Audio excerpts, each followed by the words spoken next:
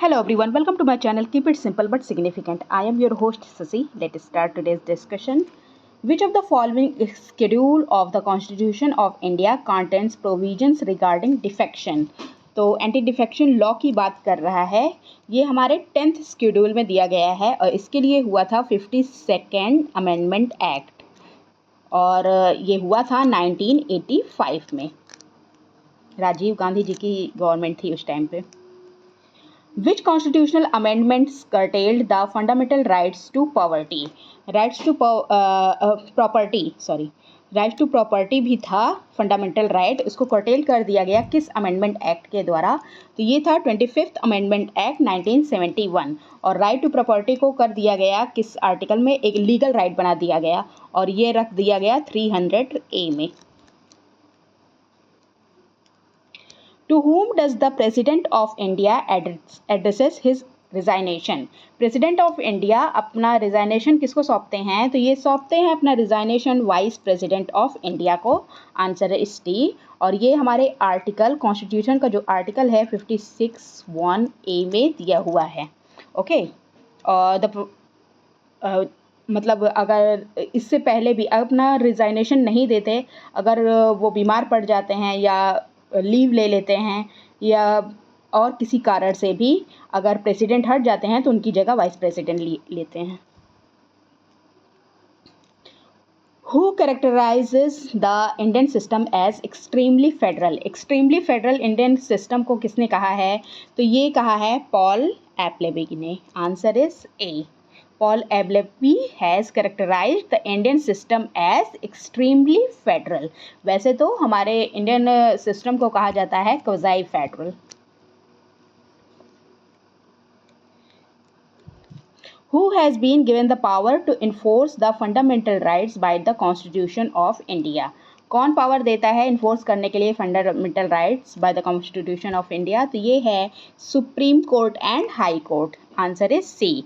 The constitution grants power to judicial review to the Supreme Court and High Court under Article 13 in case of violation of fundamental rights. In which of the following the key to the minds of the makers of our constitution lies? तो constitution की पूछ रहा है in short.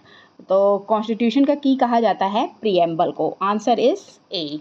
Preamble is the key of constitution. Preamble is the soul of the constitution as proclaimed the solemn resolution in Indian people to constitute India into a sovereign, socialist, secular, democratic and republic. Althing is a national parliament of which country? तो Althing national parliament है Iceland की. Answer is B. जैसे हमारे यहाँ संसद कहा जाता है, वहाँ तो आइसलैंड में इसको अल्टिंग कहा जाता है. जापान में इसको डायट कहा जाता है और यूएसए में सेनेट कहा जाता है और इजराइल में नेसेट कहा जाता है. Which amendment of the constitution added administrative tribunals? कौन सा अमेंडमेंट कॉन्स्टिट्यूशन में ऐड किया था एडमिनिस्ट्रेटिव ट्रिब्यूनल्स? तो ये था 42nd amendment act. Answer is A. 42nd amendment act added the new part to the constitution for tribunals. और इसमें कौन कौन सा ऐड हुआ था? तो ये हुआ था article 323A and article 323B. ये ऐड हुआ था. In which year the first meeting of Rajya Sabha was held in independent India? Independent India की राज्यसभा की फर्स्ट मीटिंग कब हुई थी? तो ये हुई थी 1952 में. Answer is B. 13 मई 1952 को फर्स्ट मीटिंग हुई थी. और Rajya Sabha it's Hindi nomenclature was adopted in August 1954. Okay. 23 अगस्त 1954 का इसका हिंदी नॉमेनक्लेचर अडॉप्ट किया गया था. Which article of the Indian constitution provides for vice president of India? कौन सा आर्टिकल प्रोवाइड करता है वाइस प्रेसिडेंट ऑफ इंडिया को? तो ये है article 63. Answer is C. Article 63 Indian constitution का स्टेट करता है there shall be a vice president of India. The Vice President act as president in absence of the president due to death, resignation, impeachment, or other situations. That's all for today. If you like my video, please do like, comment, share, and subscribe. Thank you.